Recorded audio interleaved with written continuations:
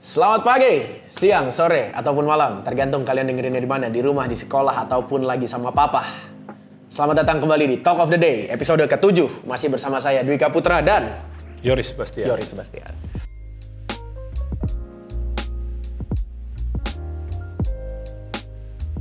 Belum ganti namanya.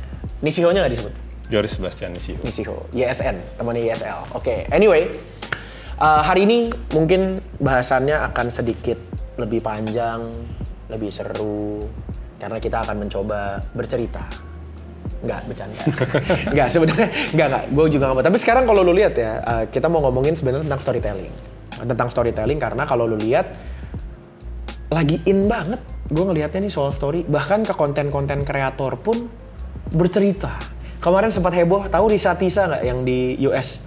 52 part guys. Bikin TikTok 52 part. Satu part bukan semenit kayak kalau rame lanjut part 2. Tidak, saudara-saudara. Satu part 10 menit. 52 part 10 menit, 520 menit, 8 jam. 40 menit, mati gue. Dan yang menariknya ada yang sama viralnya adalah orang-orang yang meringkaskan cerita 520 menit tadi. Gue pikir diringkas jadi berapa kali gitu. 2 jam, sama aja gitu, nggak beda jauh. Ada yang lebih viral lagi dipendekin jadi satu video TikTok 3 menit. Nah itu yang gue tonton tuh akhirnya tuh. Tapi menariknya adalah bahwa banyak orang, termasuk kita sebenarnya, kita kan sedang membuat konten gitu. Kita tidak viral-viral banget sebenarnya konten ini ya. Kita bikin hobi sebenarnya, ini karena hobi aja gitu. Tapi ada yang kan bilang kepanjangan nih setengah jam sejam. Buktinya itu 8 jam ada yang mau nonton jutaan orang gitu. Dia sampai diundang ke Good Morning Amerika, dikasih tiket pesawat sama Delta Airlines, dikasih hotel, dikasih mobil katanya mau sama BMW katanya kalau jadi. Seberapa penting sih Pak sebenarnya storytelling buat brand? Kalau orang kan emang sehari-hari bercerita ya, dia nggak berjualan. Tapi kalau buat brand, storytelling tuh apa dan seberapa penting sih? Iya, jadi kan intinya bahkan kalau kita ngomong brand ya, dari zaman gue di Hard Rock Cafe, itu sebenarnya gue mulai belajar bahwa wah gila ya, ini brand beda nih. Dia istilahnya bercerita. Dia mengangkat jargon-jargon yang penting tapi belum pasaran. Contohnya apa tuh? Save the Planet. Save the Planet. Ya kan? Gue nih I Love Monday. Sebelum situ ya, maksudnya gue sebagai GM muda gitu ya. Ini ngapain sih nih? Pakai paper bag yang harganya sedikit lebih mahal daripada plastik bag. Tapi karena mereka sangat fokus save the planet, nggak bisa. Oh ini ngomong GM muda berarti udah lama ya? Berarti udah agak lama ini. Iya kan maksudnya buat gue dan kalau sekarang kan semua orang udah ngomongin kan, bikin gerakan ya, bahkan dilarang kantong plastik, yang ada kita suruh beli kantong yang nggak plastik. Jadi malah beli banyak juga. Additional revenue gitu kan. Nah tapi intinya lewat seperti itu. Jadi mereka berjaya lewat cerita. Iya kan? Maksudnya kalau misalnya restoran lain kan di era 90-an food gitu. The best apa in town. Nah, gue belajar dari Hard Rock. Wah, branding tuh kayak gini ya. Lu hanya bercerita, tapi tadi lu milih sesuatu yang lu banget, tapi nggak pasaran. Karena kalau misalnya dia cuman bercerita, tapi dengan hal-hal yang biasa aja atau semua orang udah tahu, itu mungkin nggak akan seheboh itu gitu loh. Iya. Terus kayak love all serve all gitu kan. Jadi semua orang boleh masuk, mau pakai dasi nggak pakai dasi. Nah hal-hal seperti itu yang gue ngeliat bahwa, hanya kalau waktu dulu karena belum era digital, yang kayak Hard Rock itu berjaya karena didukung oleh media-media, ya kan. Oke. Untuk brand lain yang mungkin dia belajar dari Hard Rock terus mencoba bercerita juga, nggak diliput. Kenapa? Hard Rock udah menang start lah, udah head start. Atau bahkan Yoris Sebastian kan, gue mengakui gue banyak masuk media karena gue GM Hard Rock. Mungkin kalau gue GM dari kafe yang lain belum tentu gue sering masuk media. Nah itu kan problemnya zaman dulu. Ya. Karena masih siapa yang kuat nih pasang iklan, dia yang menang. Padahal kalau Hard Rock kita nggak pernah pasang iklan. Walaupun kita pasang iklan event, bukan iklan bahwa Hard Rock the best ribs in town, the best burger in town, nggak. Tapi memang secara brand perception value-nya juga sudah lebih tinggi. Jadi kalau ibaratnya kalau ada berita membahas hard rock lebih dibaca daripada berita membahas misalnya kafe lain gitu ya. Kasarnya udah seperti itu ya. Gitu. Nah kalau sekarang kenapa menjadi penting sekali buat brand? Karena era digital membuat banyak sekali brand-brand baru, brand-brand kecil yang jago bercerita, dia akhirnya naik. Karena dia nggak perlu lagi menembus media mainstream, nggak perlu lagi bayar PR mahal-mahal untuk ditulis oleh semua media online gitu. Karena apa? Ya tadi yang kasih contoh, bercerita aja konsisten, lu akan mendapatkan posisi. Nah di era digital itu dimungkinkan untuk mereka yang jago bercerita versus brand yang hanya kuat beriklan. Iya. Bercerita versus beriklan ya. Oke, sebenarnya mungkin bukan versus sih, karena sebenarnya iklan pun akan Harusnya menjadi lebih bercerita. baik dengan bercerita. Pastinya kan seperti itu ya gitu. Beberapa video atau beberapa apa sih bilangnya? Ya divisi komersial dan sebagainya itu menjadi punya efek yang luar biasa ya karena bercerita gitu ya. Mungkin kalau dikasih contoh tadi kemarin gue sempat bikin polling di Twitter gitu ya, iklan apa sih yang paling nempel sama lu gitu. Beberapa tuh nempel bener-bener yang kayak ya karena ceritanya gitu. Kayak paling konyol deh, Joe Taslim Head and Shoulder. Itu kampret banget kalau dipikir-pikir. Mungkin kalau bukan Head and Shoulders yang bikin nggak bisa. Ini gue karena udah nyebut satu brand, gue sebut semuanya gitu. Contoh, kebanyakan sampo Indonesia itu kan di Indonesia ya gitu. Kebanyakannya itu pakai bahasanya Inggris pak. Kalau misalnya Pantene itu dibaca Pantene. Ya. Sunsilk dibaca Sunsilk. Gitu. Celear dibaca Clear gitu. Tapi tidak ada yang sekencang Head and Shoulders dibaca Head and Shoulders, nggak ada. Nggak sekencang itu gitu ya. Gitu maksud gue nice dia bisa mengambil story-nya ke situ bahwa banyak yang salah sebut, tapi udah banyak yang salah sebut aja tetap pada beli gitu. Kan gitu kan sebenarnya. Kayak dulu kalau inget waktu gua kecil berarti waktu lu kuliah lah ya gitu ya. Rejoice. Itu kan orang nggak apa ya? Nggak register di kepala mereka bahwa tulisan Rejoice itu dibacanya Rejoice tuh nggak keregister kan di kepala mereka gitu kan. Makanya gua oh ya sepenting itu gitu storytelling dalam sebuah iklan dan sebagainya ya untuk sebuah brand. Tapi kalau menurut lo sendiri gimana sih sebenarnya sebuah brand itu bercerita gitu? Nah tadi, ini kan di buku juga Meaningful Storytelling gue bilang.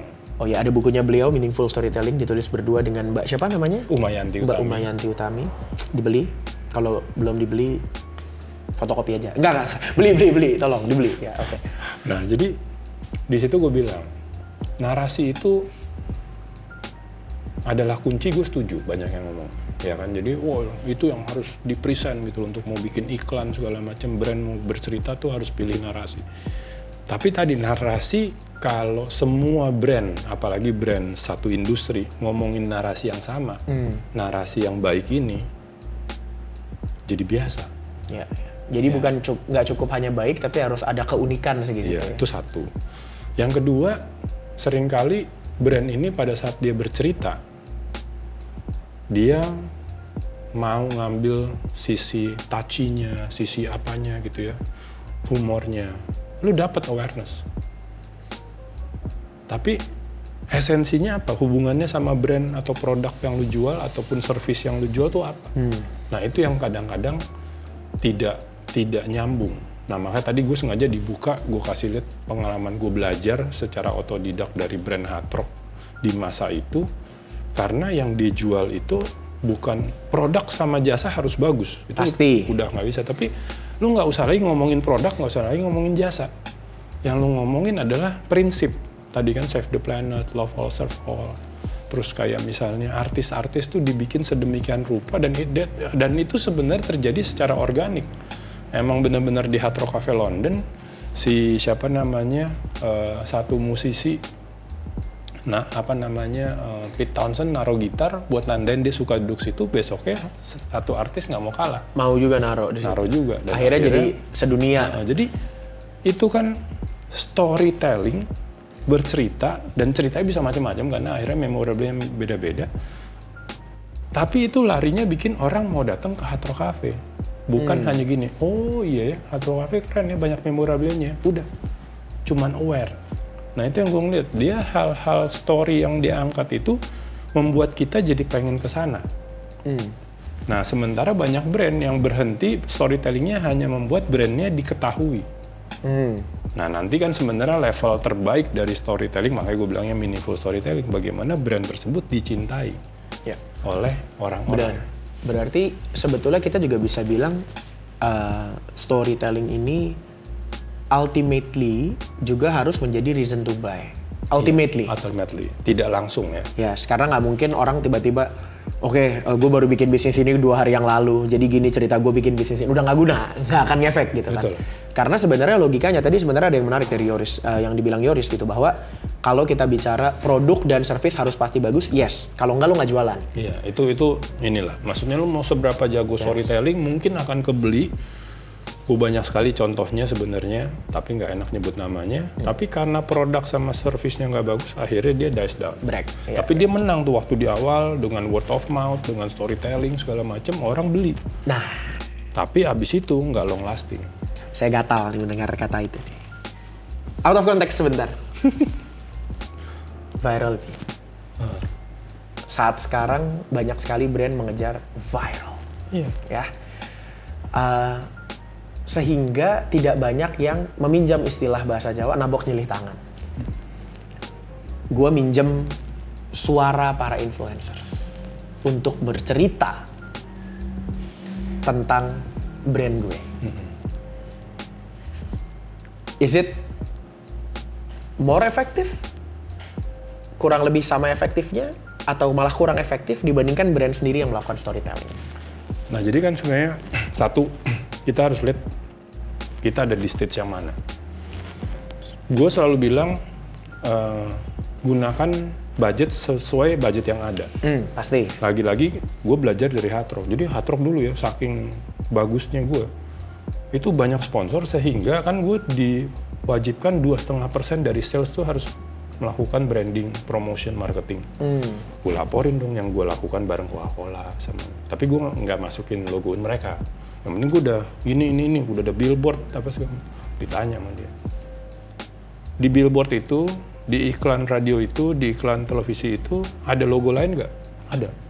Keluarin. Nggak apa-apa lu laporin. Yang kita mau 2,5% ini benar-benar hanya ngomongin Hard Rock. Makanya dari dulu sampai sekarang gue tidak terlalu, walaupun gue bisa ya dengan budget kecil bikin sesuatu yang luar biasa, buat gue selalu same budget, different impact. Same budget, better creativity. Tapi jangan yang lu punya budget misalnya 10M, terus lu cuma mau spend 5M. Gitu kan. Ini larinya ke pertanyaan lu, influencer. Kalau brandnya mampu, pakai. Oke. Tapi, ya kan, tapi carilah influencer yang cocok. Jangan maksa. Misalnya nih kayak gue, iklan kopi. Gue udah bilang gue gak minum kopi. Gitu kan. Gak apa-apa mas, bilang aja minum kopi. Nah itu bodoh. Itu yang sayang, ya kan, satu. Jadi udah gak cocok. Yang kedua, ibaratnya, ini gak suruh bohong, tapi ya udah lu puji-puji aja brand gue. Mega influencer itu akan lewat doang. Iya. Tapi if you work with them, gue ambil contoh nih misalnya, setelah gue udah punya uang yang cukup, sistemnya udah baik, secara produk, secara service udah bagus, gue pakai Dian Sastro, bikin konten meditasi di Inspigo. Jadi bukan gini, gue bayar karena gue udah punya cukup uang, investment udah masuk, Dian ngomong dong, Inspigo tuh keren banget. Inspigo inspiratif. Enggak, Dian Sastro memang lagi suka meditasi. Kebetulan yang bikinin kontennya juga kakak-kakak kelas dia dulu di SMA. Mereka collab, bikin konten meditasi. Jadi sekarang bangun pagi dengerin Dian Sastro. Enak ya meditasinya. Lihat nggak? Jadi sama, sebenarnya kita bayar influencer. Tapi in a way that is really influencing lah. Iya kan, maksudnya. Nah ini yang sering kali, akhirnya gue nggak tahu ya kata-katanya benar apa salah. Gue ngubah, akhirnya kalian harus nyari influencer yang tepat, bukan nyari buzzer. Banyak brand nih karena duitnya banyak, yang kayak tadi kan pertanyaan gue cerita sendiri atau diceritain sama orang. Tapi yang disuruh bercerita ini sifatnya diambilnya sebagai buzzer. Asal rame. Plus si orang-orang ini juga sering salah kaprah. Riz, gue kan media, tapi gue independen sekarang. Orang bisa pakai gue ini media. Salah sih kalau menurut gue. Si influencer ini juga harus ngejaga Personality dan brandnya kayak misalnya dia. gue nih waktu pandemi, banyak banget ditawarin sama teman-teman gue yang MC. Dia MC-nya gue ngomongin kripto. Nah, gue kan nggak ngerti, jadi gue nggak bilang bahwa kripto itu bagus apa jelek. Gue bilang nggak bisa. Tapi karena emang gue juga nggak pernah denger dia ngomong kripto. Jadi tadi I make face not because I hate crypto, tapi karena gue tahu dia nggak pernah ngomongin kripto sama sekali. Dan tadi kan maksudnya gue punya keperluan untuk menjaga. Gue bilang kalau dia MC kan ya MC, Tinggal ngomong aja. bebas. Tapi kalau sampai tiba-tiba ada apa-apa sama si kripto itu, Lo kena. nah, gue punya tanggung jawab untuk follower gue. Ban pembuktiannya lah ya. Gue bisa aja gue pelajarin dengan cepat gitu ya, minta tolong risk kita segala macem. Terus mendadak gue ngomong kripto, duitnya bagus di masa pandemi. Nah itu yang menurut gue harus membedakan untuk long termnya juga. Jadi it takes two to tango nih, brandnya juga harus mikirin masa depan brand dia. Si influencernya juga harus mikirin bahwa lu tuh bukan buzzer. Iya, iya. Ini yang sering terjadi kan, lu di-hire hanya untuk masih tahu doang. Iya, karena the reason I ask ini ya, again keluar konteks ya, Dwika keluar konteks Putra. Karena gue ngeliat kan semakin banyak sebenarnya akhirnya brand yang storytellingnya belum kuat lah, gue bilangnya. Akhirnya story-nya diceritakan oleh orang lain. Ini beberapa kali gue bikin kelas personal branding pun gue bilang sama gitu. Kita ketemu pertama, lu langsung orang akan langsung punya label ke lu. Oh ini Dwika gendut gitu. Oh ini Dwika jenggot. Oh ini Dwika botak. Misalnya terserah gitu. It's up to me to change that branding. Story-nya gue yang tell sehingga oh ini Dwika-nya mana. Oh ini Dwika-nya siapa kan kayak gitu kan. Gitu. Gue sering ngelihat belakangan ini justru yang kayak with no hate or disrespect towards influencers gitu pastinya gitu ya. Yang kayak ini toko hidden gem kayak nggak niat jualan padahal makanannya enak banget. Yang dia bilang kayak nggak niat jualan ini kan menurut dia kedengarannya keren karena diironis kan gitu kayak nggak niat jualan tapi enak banget gitu. Tapi bagian kayak nggak niat jualannya ini kan bisa jadi turn off buat orang. Gitu. Cuma masalah ternyata si engkohnya misalnya atau si bapaknya atau si ibunya pas jualan nggak senyum misalnya. Dibilangnya jutek, galak, gue sampai takut dan lain sebagainya. Story lu diceritakan oleh orang lain gitu pak. Gitu. Sampai nggak jarang kita sebut contoh deh salah satu es krim berinisial R gitu ya yang di Jakarta Pusat ya lu tau lah yang gue maksud gitu. Dari dulu selalu terkenal encinya galak dibilang. Es krimnya enak tapi encinya galak. Kenapa ini harus diceritakan sih gitu? Maksud gue kan gue nggak bukan kenapanya deh lebih tepatnya cerita ini menjadi sebuah cerita karena si brandnya sendiri menurut gue tidak take control on the ini gitu. Akhirnya orang bertanya, oh gue datang ke situ man pasti dimarahin, encinya pasti jutek gitu loh maksud gue. Gimana ya gitu? How can brand fight against that? Kan tadi makanya, kalau brand sudah memikirkan sekali tentang, dan sekarang alat-alatnya banyak kan untuk monitoring itu. Yes. Nah, gue ngambil lagi contoh Singapura. Ya kan? Singapura itu mereka tahu masyarakatnya itu kiasu. Dia sampai ada kampanye, sayang tuh zaman dulu belum zaman elektronik ini ya. Sampai ada kampanye, mereka suruh masyarakatnya tuh smile. Singapura ya? Karena kita nih mau nerima duit dari tourism.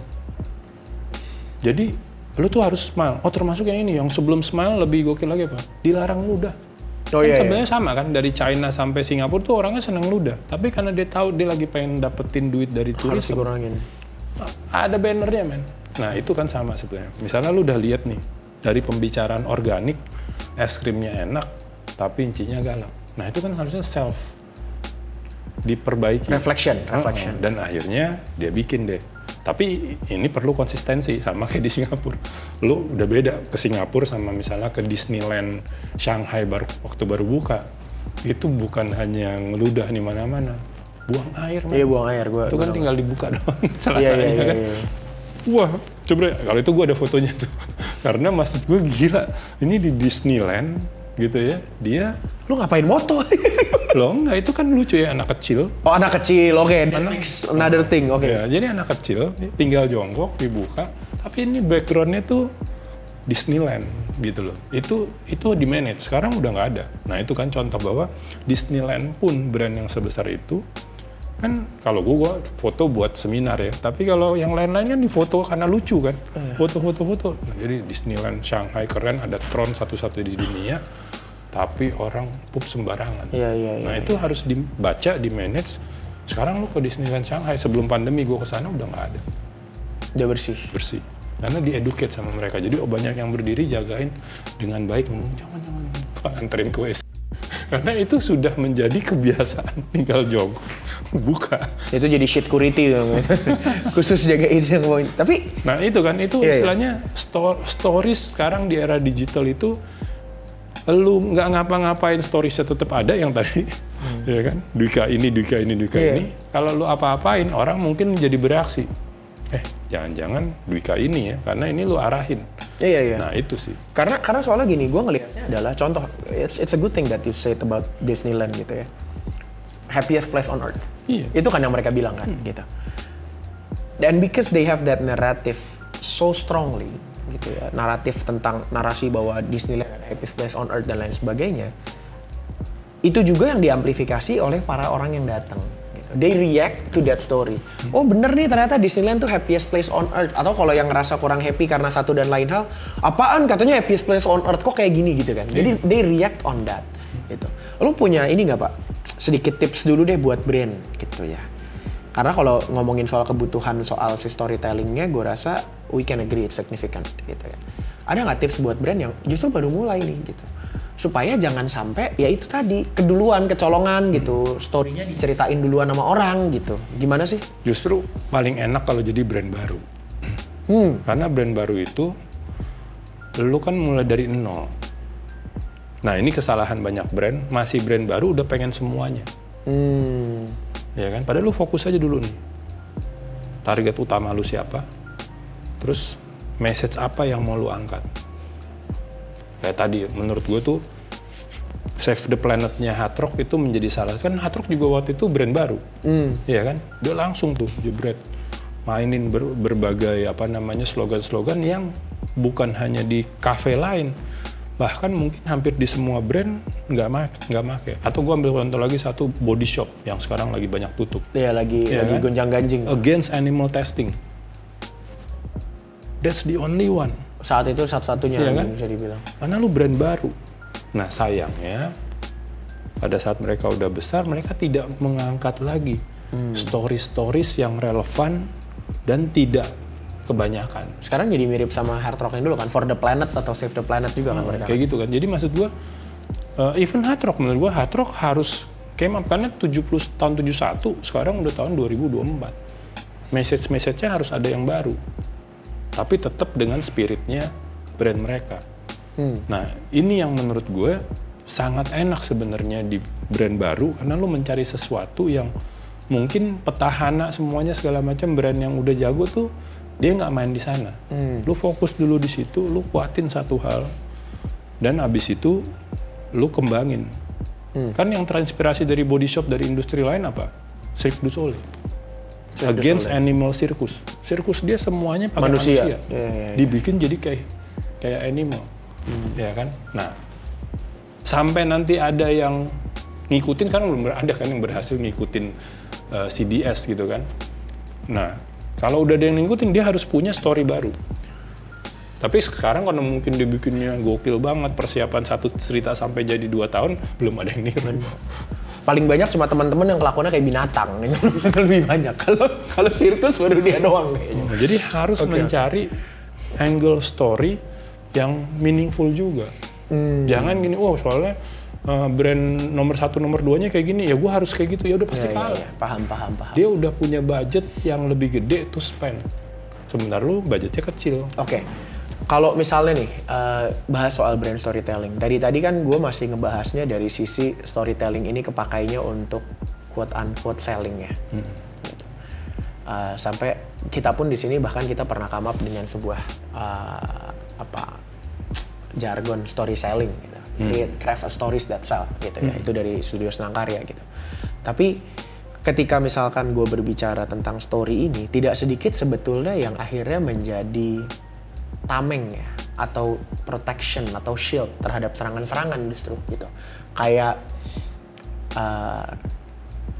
contoh deh, ini mungkin gue nggak tahu apakah bisa fall under that kategori atau enggak, tapi menurut gue masuk. Di Jepang ada cafe dementia.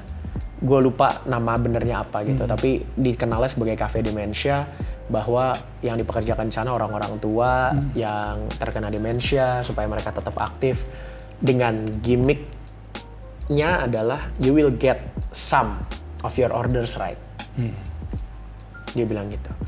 Sebenarnya kan dalam tanda kutip gitu ya, mempekerjakan orang tua itu kan nggak, it's frown upon lah. Mempekerjakan orang-orang tua tuh frown upon. Apalagi orang tua dengan kondisi demensia gitu, yang udah penyakit mungkin sulit bekerja dengan beraktivitas dengan efektif.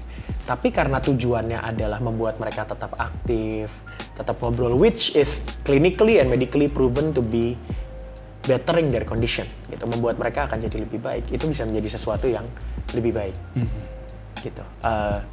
Kalau gua kontraskan dengan saat di Indonesia ada yang membuat tempat makan atau tempat wisata yang mempekerjakan orang-orang dengan disabilitas atau difabilitas, itu reaksi netizennya beda banget, Pak. Gitu. Tapi sebenarnya apakah ada, ya gue sebut aja lah gitu ya, waktu itu ada yang mempekerjakan teman-teman tunarungu misalnya. Ada yang mempekerjakan teman-teman dengan dwarfisme. Itu respon netizennya malah kayak, wah ini eksploitasi dan lain sebagainya gitu. Sebenarnya apakah itu jadi masalah dari storytellingnya dari awal, ada narasi yang harusnya lebih bisa diangkat atau gimana? Apa sih? Ya. Apa jangan-jangan emang ini netizen Indo aja julid gitu misalnya gitu? Nggak, jadi intinya yang harus disadari dulu pada saat kita bikin, dan itu menurut saya that's the future of the world gitu ya, bahwa kedepannya semua perusahaan itu akan menjadi social enterprise. Kedepannya itu adalah necessity. Nah itu kan misalnya tadi gue bikin cafe, servernya justru demensia. Nah selama itu memang benar-benar niatnya untuk melakukan sesuatu yang meaningful, membuat sesuatu yang berdampak, dan dia benar-benar mengejar dampak, bukan mengejar gimmick. Nah kalau lu hanya mengejar gimmick storytelling, sangat gampang dihajar sama netizen. Dan that's the good thing about netizen Indonesia. Sebenarnya dia yang jadi devil's advocate-nya gitu kan. Tapi kalau lu bener-bener, dan kalau gue lebih seneng, dan gue banyak belajar ya dari teman-teman komunitas disabilitas gitu ya. Yang mereka pengen tuh sebenarnya inclusivity. Iya, bukan semata-mata, bukan buat mereka langsung doang. ini, tapi inklusif. Jadi gue waktu itu kaget, gue sama Bang Andi Noya seminar, Mas Yoris pasang aja iklan. Loh katanya buat komunitas kalian. Iya, 50% udah di-tag buat komunitas mereka. Yang disabilitas 50% kita pengen baur, Mas Yoris. Jadi misalnya kayak gini, kalau balik lagi misalnya zaman gue di Hard Rock Cafe, gue ada disabilitas, gue lupa ya apa gitu, yang dia gue pekerjakan di store.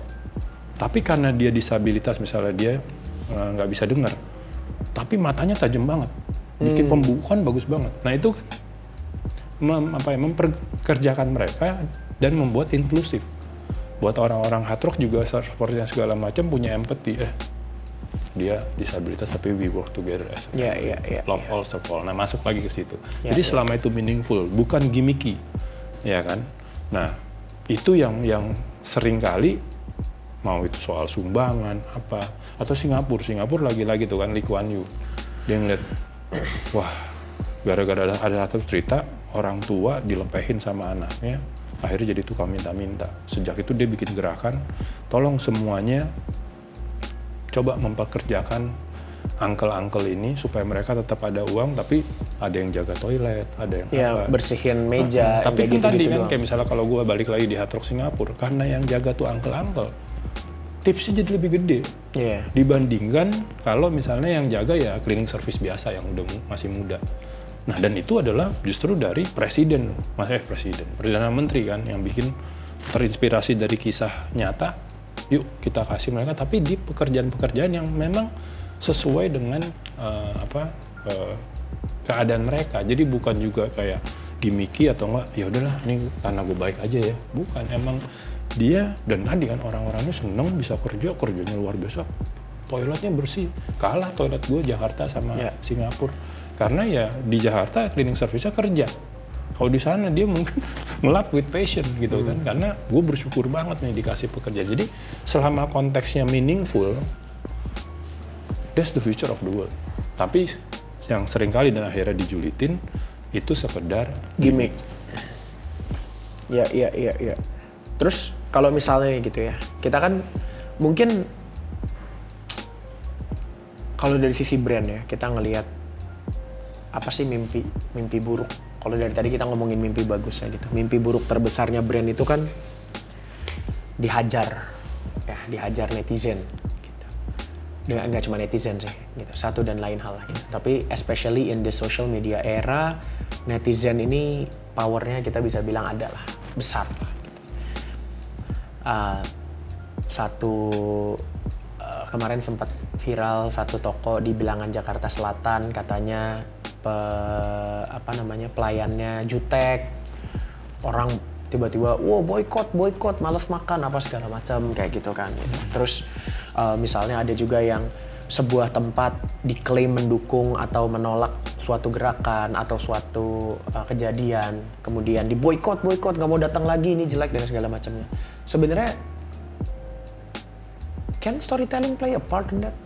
Iya, dan bahkan kan ada dua ya. Satu, kalau sudah kejadian ya harusnya menggunakan PR specialist crisis. Nah, makanya gue berapa kali banyak juga datang ke gue nih kemarin gue bilang nggak, lo ke sahabat gue dia penulis buku PR crisis, bukunya aja udah PR crisis, buku gue meaningful storytelling. Nah tapi kalau gue lebih fokusnya sebenarnya kalau sentimennya udah netral, gue bisa masuk meaningful storytelling. Atau lebih keren lagi sebenarnya adalah ya kalau kita ngomong dari sekarang nih, misalnya brand kita selamat gitu ya, it can happen to your brand, itu aja poinnya. Nah meaningful storytelling gitu ya, meaningful stories itu bisa dibangun dari sekarang. Gue ambil contoh bank, ini sebenarnya kisah nyata tapi sengaja nggak gue sebutin banknya supaya pemirsa bisa ngebayangin, bisa jadi itu di perusahaan gue loh. Bahasanya pemirsa, sangat 90-an, mantap. Generasi untuk 80-an pirsawan. Oh gitu ya? Pirsawan, kalau pencapir pirsawan. 90-an. Gue masih 90-an, oke.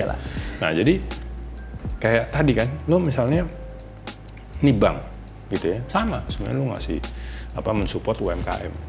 Tapi bank ini klien gue, dia membantu ART, TKI, buruh migran Indonesia dari Hong Kong. Saya langsung tahu. Diajarin cara berwirausaha, ya kan. Setelah selesai kontrak dan mereka sebenarnya pendapatannya gede kan di sana. Kumpulin dengan uang segini lo bisa bisnis ini, bikin ini.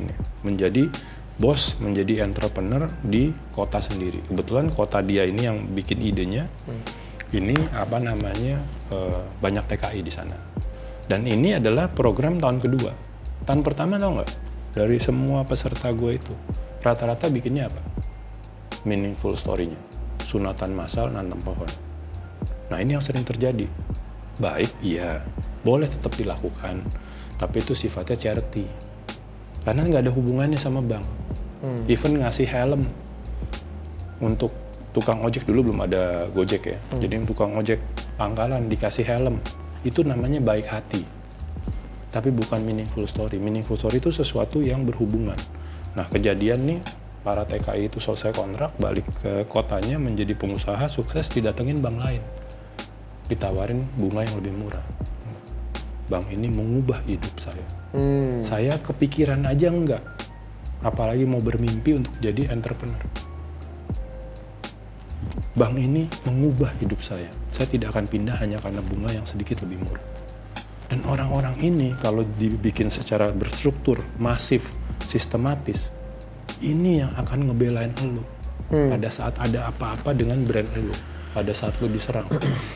Tapi kalau satu bank cuman bikin program entrepreneur ke semua orang, siapa aja yang mau berusaha dikasih pinjaman dengan bunga yang murah, meaningful story-nya di mana? Ya itu kan ibaratnya ya, kalau lu bisa berusaha, ya lu berhasil. Tapi lu tidak mengubah hidup orang, nggak meaningful. Life changing ya. Nah itu yang menurut gua kalau lu udah bikin dari sekarang, kejadian apapun, krisis apapun, lu punya banyak orang yang akan ngebelain lu. Itu yang harus dikeluarin. Karena kalau udah lagi kejadian krisis menurut gue, Telat.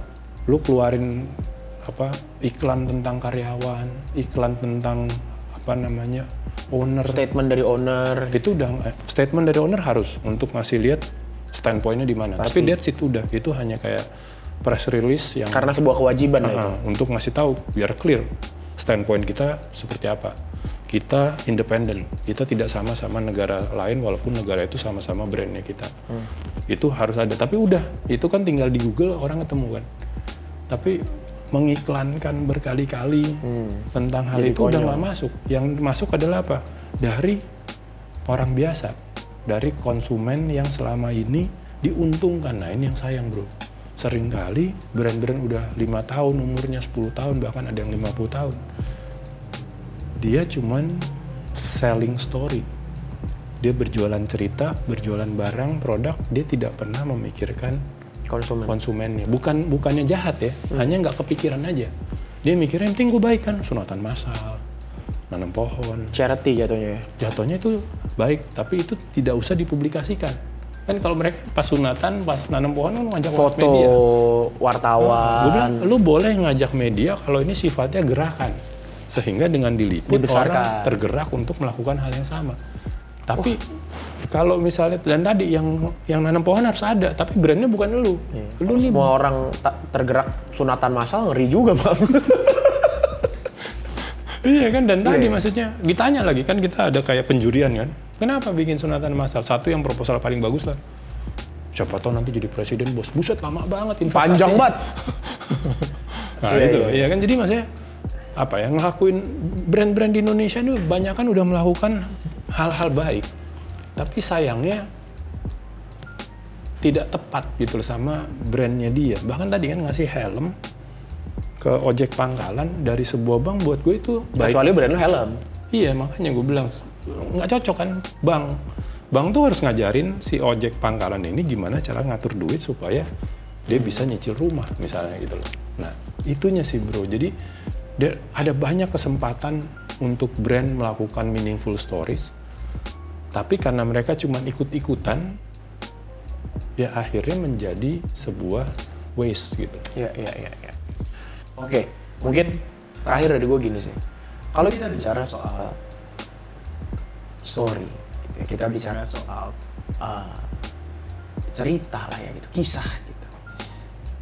Beberapa orang yang membuat brand, saat ini kita bicara Indonesia mungkin bisa dibilang negara dengan UMKM yang paling digenjot gitu, banyak banget gitu. Especially di tengah pandemi pasti muncul banyak banget lah UMKM yang bermodalkan jualan di marketplace gitu, jualan di social media dan lain sebagainya. Tadi kan lo ngomong juga bahwa brand baru enak untuk telling stories. Kalau gue belum kepikiran story apa yang mau gue cerita apa ya, gue cuma tahu gue demen masak, ayam goreng gue enak, lalu gue jualan. Tiba-tiba jadi gede, kan kita juga nggak tahu, gitu kan? When atau what is the indicator atau gue udah mulai harus serius mikirin story gue nih gitu. Come on, lo bikin OMG, mungkin you have your idea tentang apa yang lo pengenin. Gue ingat waktu gue bikin company gue pun, gue ngobrol sama lo dan lo bilang, oh iya bikin kayak gitu. Karena gue punya sesuatu yang mau gue ceritakan gitu. Tapi kalau kayak brand-brand UMKM, gue bikin hiasan manik-manik karena gue banyak sisa aja di rumah gitu. Is that a story? Nah, jadi tadi ya, ini sebenarnya pernah kita bahas, gue lupa di episode berapa, tapi ini memang angle-nya jadi berbeda. Ingat nggak gue cerita tentang Holy Cow? Ingat? Iya kan? Sama.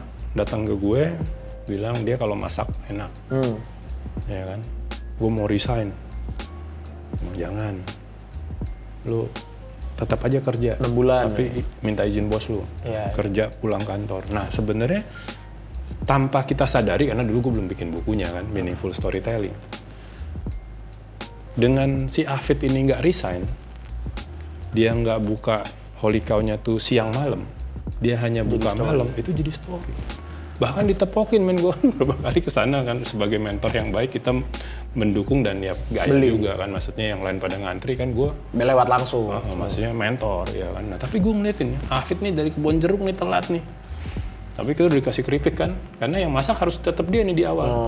Emang cuman dia doang chefnya waktu itu kan. Nyampe, sorry telat 5 menit. Pokoknya, Chef Hafid kita tungguin. Itu satu. Yang kedua, story yang kedua adalah apa? Ini kan menjual wagyu stick.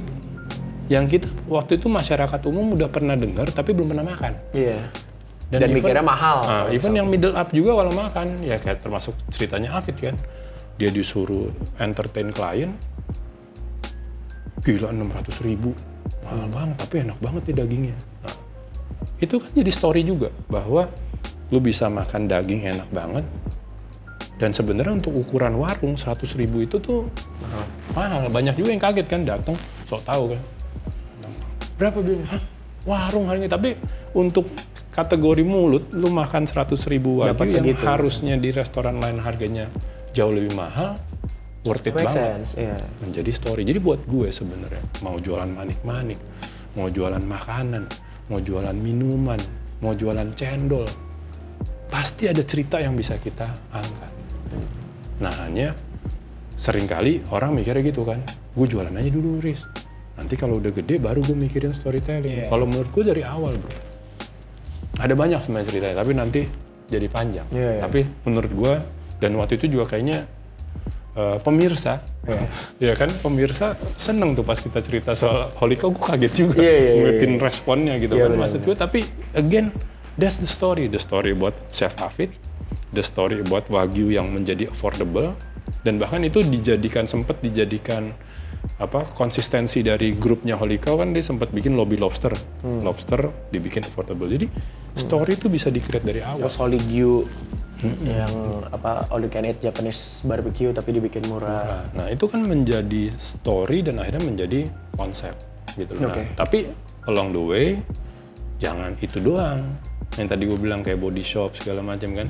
Sekarang lo lihat grupnya Holy Cow sudah berangkat lagi bikin french fries. Produk lokal. Dia udah bukan lagi yang french fries mahal dibikin murah, tapi selain naik kelas. Nah ini buat kentang-kentang lokal itu dinaikin masuk ke mall-mall dan ngantri lagi. Jadi orang dibikin ngantri karena ada meaningful story yang dijual, bukan gimmick story ataupun bahkan yang kebanyakan there's no story. Yang penting jual. Gue jualan yang penting ayam gue enak. Nggak bisa orang sekarang yang kayak yang kita berdua sering ngomong kan, we are in the selling story era. Gue bikin buku nggak pernah nyuruh orang beli buku gue. Yang nyuruh tadi Dwika. Ya kan? Gue dibayar. Gitu. Kalau gue hanya bercerita tentang pengalaman para pembaca buku gue. Cerita. Make sense. Story create story juga ya sebenarnya. Ya karena gue juga jadi kepikiran waktu gue dulu bikin brand dimsum itu, gue punya story kuatnya karena memang gue bikinin itu buat almarhum nyokap kan awalnya. Padahal kagak ada niat jualan dari situnya, tapi pas cerita satu one on one gini kan, gue nggak tahu mereka cerita keluarnya apa kan. Dan memang produknya katanya enak katanya. Ya. Kami sudah tutup, jadi saya nggak dianggap self promote ini karena kami sudah tutup. Ya. Tapi waktu itu menarik. Oke, I think that's it. Thank you banget Pak Yoris. Jadi kalau bisa gue recap sedikit, sebenarnya ya brand storytelling ini bisa dimulai dari nol gitu ya. Dan tujuannya brand storytelling bukan cuma semata-mata dalam tanda kutip semata-mata jualan saja, terus-menerus cari cuan, cari untung, which is true. Semua brand, semua produk pasti mau cari untung. Tapi juga sebenarnya bisa membentengi kita dari ya hal-hal yang tidak diinginkan sebagai sebuah brand lah gitu ya. Karena memang secara story-nya it resonates and relate with other people. Sehingga mereka yang akan jadi advokat buat produk kita juga pada suatu saatnya gitu.